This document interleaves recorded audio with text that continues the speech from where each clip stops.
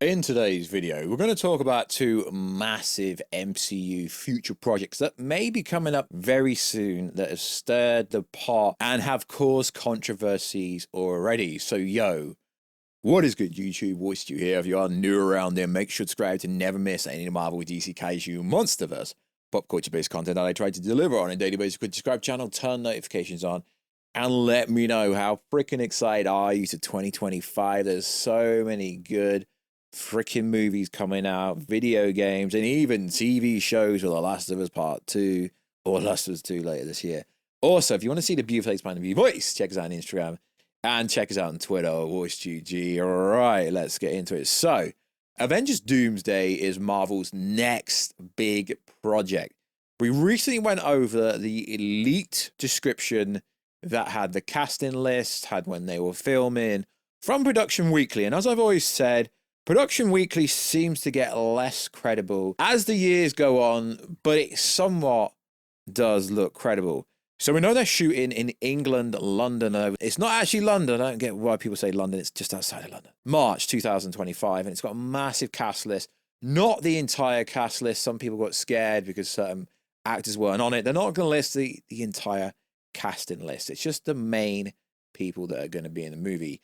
Late March 2025.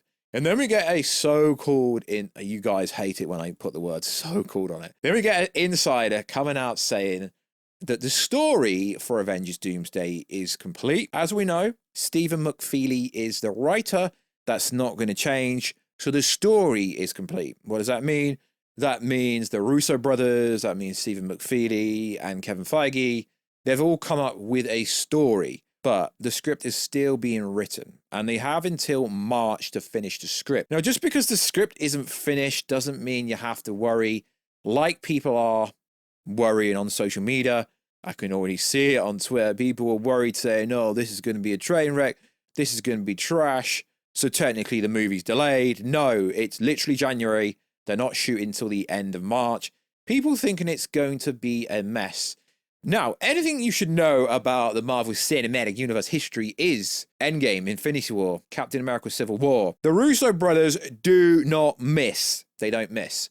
As we know over the recent years with the likes of Doctor Strange 3 and Ant-Man 3, they do rewrites whilst they're filming the initial movie, in principle photography. Then they always have standard reshoots into the actors' contracts to pick up shots and change things if they need to. So this is actually nothing to be worried about at all. You got to understand this is a culmination of the multiversal saga, and it's going to be even harder for them when they actually have to write and pen the Secret Wars story, because the Secret Wars is essentially just a celebration of all the Marvel characters coming together and the universe rebooting and soft rebooting, if you like. So I've seen a lot of bad reactions to this. I don't understand why. The script doesn't have to be 100% finished. I don't really get why people get so fixated on the script being 100% finished. You know, there is improv, like, you know, people like to improv. Obviously, they've got to stick to the script. To a certain degree, you can improv. But the Russo brothers have not missed with Infinity War and Endgame and Civil War. I guess you can say they were always going to do well because they're a culmination of the Marvel history. Well, I guess you could say that about a lot of things, really. So I don't really think this is a massive problem, but you know, social media is what it is. But you got to understand, they had a finished script for Kang's Dynasty. We've gone over that. And they've had to pivot away from that storyline to bring Doctor Doom in to be the main villain. But like I keep saying, and I will stand on this, Doctor Doom was always going to be involved in this storyline. Don't know if it's during Kang's Dynasty, which is now called Doomsday, but Doom was always going to appear by the end of Secret Wars. So this is a huge controversy kind of that's going around. But the next thing is an even bigger controversy, but it's kind of obvious, and people have strong opinions. So rest in peace, Chadwick Boseman, who was the greatest Black Panther we've ever had. And as we know, he sadly passed away, and that's hence why there's been no Black Panther 3. So recently, an insider has come out and said nearly 5 years after Chadwick Boseman's death, I hear Marvel is looking to recast its Black Panther hero T'Challa ahead of the two Avengers movies and Ryan Coogler's Black Panther 3. Yes, there's been a lot of headway about this, and as we know, Shuri temporarily took up the mantle in Wakanda Forever, and that is comic book true. Shuri was a Black Panther in the comic books for a little while, and this will cause controversy because I think it's more disrespectful not recasting him than just leaving the character at bay, leaving it with Shuri. Now, the most obvious choice would be his son would become T'Challa, become Black Panther, but would that push more towards a young Avengers? The most obvious way they could do it is we're in a multiversal saga, is maybe have a new T'Challa come from a different universe, whether that be the Fantastic Four universe, and or whether that be from the universe where Monica Rambeau is from. We've got a multiverse, so they can technically recast T'Challa without having to make it look forced. They can do it organically. Now, it would make sense to have the Black Panther 3 movie come out before the end of the multiverse saga and have Black Panther in some capacity be in Avengers, Secret Wars, or Doomsday. We know that Shuri, played by Letitia Wright, will appear. But I've always said this, if you go back to the videos when I was doing videos about Wakanda Forever, they should have recast Black Panther. It wasn't disrespectful. And Shuri is not believable as Black Panther. Yes, I understand the validity. I understand it's comic book true.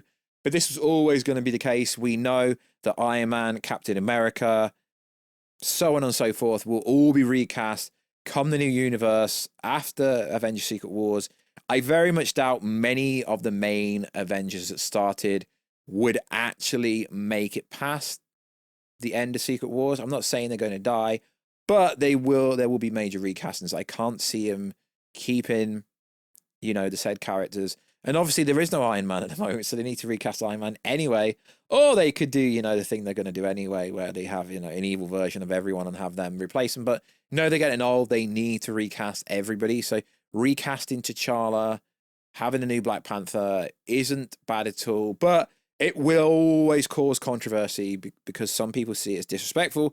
Personally, me here, I think it's disrespectful that there is no Black Panther in the MCU. Yes, there is Shuri, but let's be honest, lads and ladettes, no one's buying that. No one actually is believing that at all, as far as I understand. And as far as I'm aware, no one's going to buy that. And having the young T'Challa, his son, play Black Panther, that's neither here nor there. I don't realistically think that's going to be the case. Also in the news, I like to go over multiple things. I don't make 4 videos for the sake of hitting 10 minutes on 4 separate videos. I'm not throwing shade on anyone, lads, but you know me, I'm just spitballing. So apparently in Avengers Doomsday, we're going to get an even different scene here. Okay, so Avengers Doomsday will feature Doctor Doom's ambition to become the God Emperor of the multiverse. And this will lead to him seeking out being all-powerful being, with the Scarlet Witch and Loki emerging as potential targets. Now, I've said this in videos before. In order to take over the multiverse, Doctor Doom has to literally enigmify, take all the power away from Loki. But I can't see him killing Loki again. Not only that, if you do remember in Thor Love and Thunder, we had a major character kind of introduced, but not really used at all. What the frickin' hell's going on with that? And why do I say that? Well, we had Eternity in the post-credit scene or ending scene. So Eternity is an abstract, relative, omnipotent entity representing all time and reality in the universe. Eternity has been around before the beginning of the universe. He is eternal.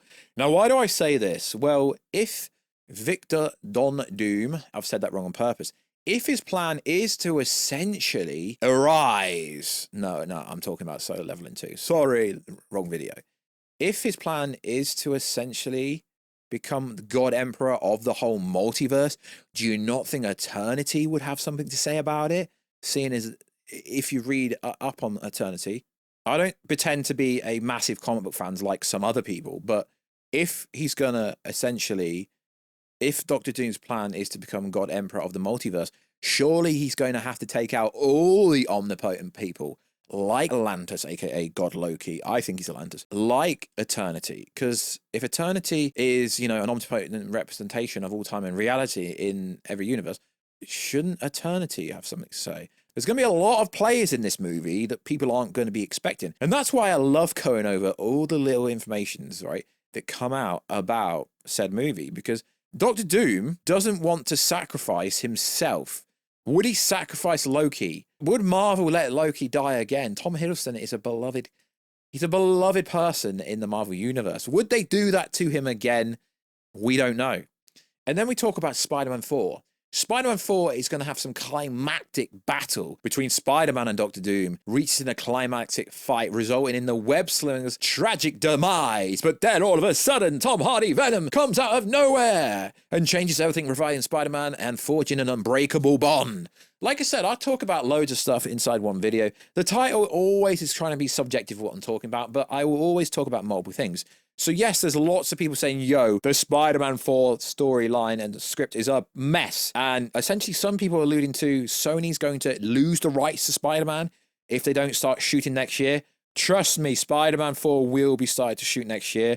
Sony is not going to lose the rights to their most profitable character. That is not going to happen ever. There's going to have to be some sequence with Doctor Doom and Spider-Man, because if they are going to do Secret Wars like they allegedly did in the comics, we're going to have to get Tom Holland Venom in Secret Wars. And we know Doomsday is the last movie before Spider-Man 4, allegedly. So what better way than to have Spider-Man killed off temporarily and have the Venom symbiote come into him, revive him, and that be the cliffhanger before we get to Avengers Secret Wars or whatever movie they're secretly filming in between that. We don't know. So likewise, guys, let us know. And if they are going to recast T'Challa, who should be the next T'Challa? Should it be his son? I don't think so, because then that'd be a young T'Challa, but I don't know. I'm not here to kind of push my agenda on anyone. I'm just giving you my thoughts. I'm just, someone who commentates on pop culture-based content online. Thank you very much for all the love and support, guys. Let me know everything what you think about Marvel that's coming up in the next 12 months. We will have a DC video soon. I love all the energy and feedback you guys are giving me in the comment sections on all the videos recently. It's pretty fire, guys. So likewise, guys, I will catch you in another video, guys, very soon. Catch ya later.